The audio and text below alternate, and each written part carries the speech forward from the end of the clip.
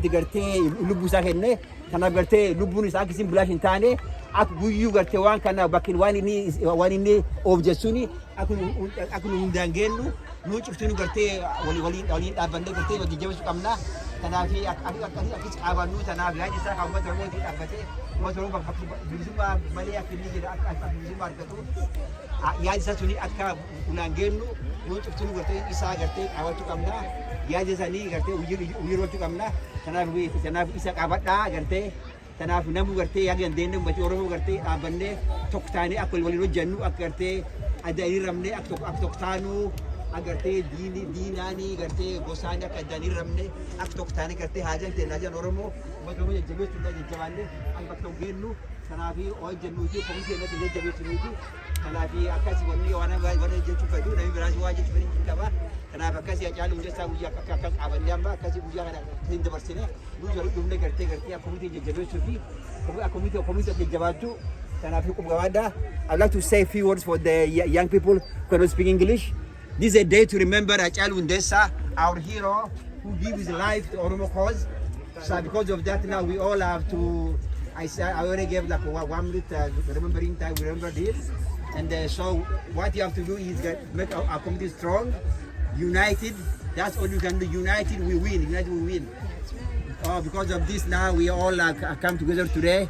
It's a good day. We come together, remember him, and also we see each other, make our community stronger.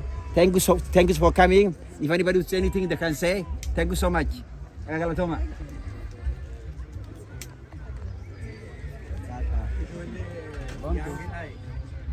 Young people, anybody who say you want to anything? I'll give you a sign. Say something here. Just come. Come here, come. Something, you say something. Yeah, come. Somebody, just go.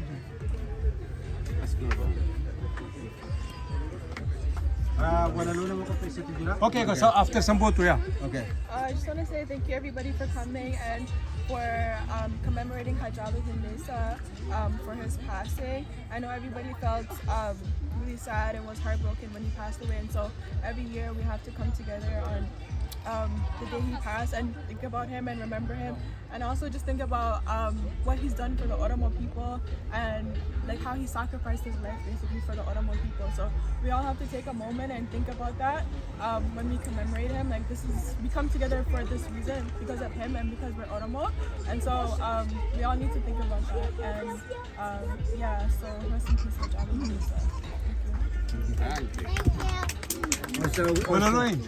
Also, we have somebody who has prepared a poem for him.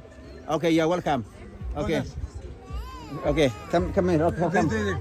Yes, come there. Yes, go there. Come. Yes, go there. It's okay. No, okay, just it's okay. Yeah. No, it's okay. You'll never do No, that. actually, I have Okay. Okay. Sagaleen koo dhaga'amu. Okay. Mata duree walaloo kootii utuu si mararfannu akka dhala dhabaa utuu hundaaf si waamnu akka abbaa jabaa utuu waamnee siin boonnu mata duree godhannee amma libsuu ijaatti of bukkeedhaas dhabne warri dhiiga kee dhugee dhugaa kee maree dhoksee warri dhiiga ammachaa'ee haqa kee daandii maksee har'as inuma dhugu dhiiga marartuu horfaa har'as nama ciniinu kunoo ilmooleen bofaa hin callisin maleessa tokkichi dhugaaf falmu kan kee kun nama gubaa wanta jennu hin qabnu kaleessa si hammatee kan si kaafatu suuraa har'a gadda keen cabee dhaabbatee nyaara guura kan ol fuudhee si baatu baay'ee si mararfata har'a siidaa kee jala bahee qofaa dhaabbata har'a siidaa kee jala bahee qofaa dhaabbata mee kee mee Haacaaluu ilaali laphee keenya namni fayyaan hin jiru madaadha keessi keenya namni fayyaan hin jiru madaadha keessi keenya hacee koo mee ol jedhii eessa jirtu nuun jedhii sammuun keenya haa boqotu mee abdii nutti godhi kunoo waggaa 2 guunne of biraa ergisi dhabne bara baraan si yaadanna gumaa keessii baasna tuqxeen sochoostaa oonnatteen oonnachiistaa falmatteen falmachiistaa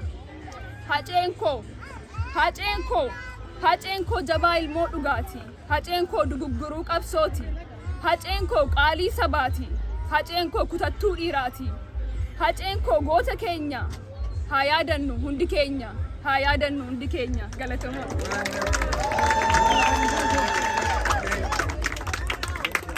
Okay, now